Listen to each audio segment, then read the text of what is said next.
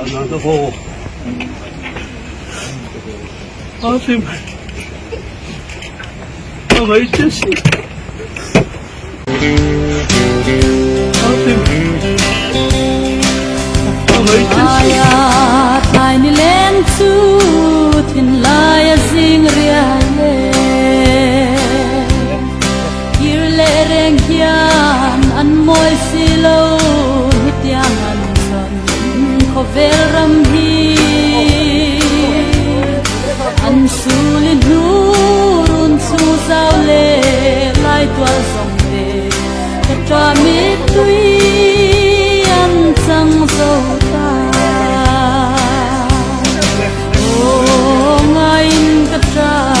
darang len lai kha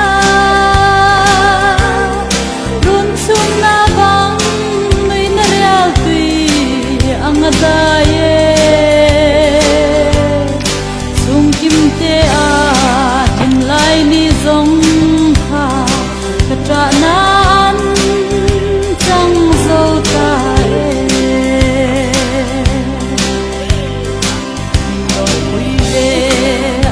Sin lai lên ruan lung du te hian par moi kung vulai atia pya le kwaria noya sal chu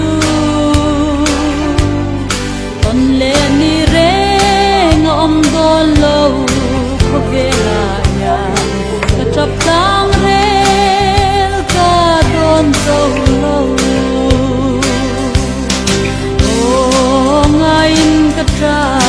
darang len lai kha